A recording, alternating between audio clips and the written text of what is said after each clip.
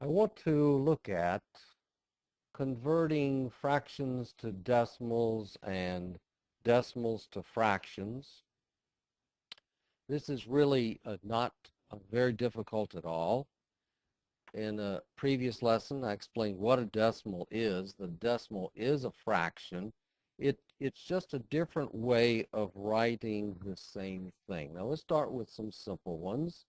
For example, 7/10. Very easy to write that as a decimal because the decimal digits follow the place value system of tenths, hundreds, thousands. And so we would write this 0.77. Another example, if we had for a 1/2, well, half, the denominator of 2, does not have an equivalent in the place values, but if we change this to an equivalent fraction from 2 to 10 by multiplying this by 5 and this by 5, 1/2 in fact equals 5/10. So in this case, we can write that as a decimal 0.5. Another example, 3/4. These are the pretty easy ones. We couldn't change this into an equivalent fraction with the denominator of 10. 4 will not go into 10, but we can change it to a denominator with 100 because 4 times 25 is 100. Since 4 times 25 is 100, then we multiply 3 times 25, and so we have 75/100ths, and we can write that 0.75. Another easy one, 2/5. Well, 5, that denominator cannot be translated directly into a decimal. We have to think tenths, and 5/10. 2/5 is 4/10. 5 times 2 is 10. 2 times 2 is 4. 4/10.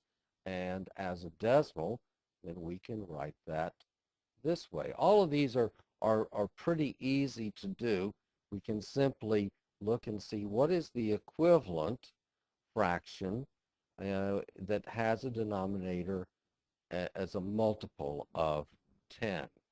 But let's say we have a fraction like 1/8, and we're not going to be very successful in translating this into tenths or into hundredths, and it might be a little more complicated to try to translate it into thousands. The way that we can convert this kind of fraction, which is not obvious like these are, the way we can convert a fraction like this into a decimal is to divide the denominator into the numerator, and put a decimal point here and follow that decimal point with 3 or 4 zeros. Bring the decimal point straight up. 8 will not go into 1, but 8 goes into 10 one time. 1 times 8 is 8. Subtract, bring down. 8 goes into 20 twice. 2 times 8 is 16. Subtract. 4, bring down. And 8 goes into 45 times, 5 times evenly with 0 left over. And so here we have the decimal. 1/8, in fact, equals 0.125. Now that covers the converting of fractions into decimals. The next question is, how will we convert decimals into fractions? And that's actually even easier. Let's say, for example, we have this decimal and we want to convert that into a fraction. Well, let's look at what we have, 0.25.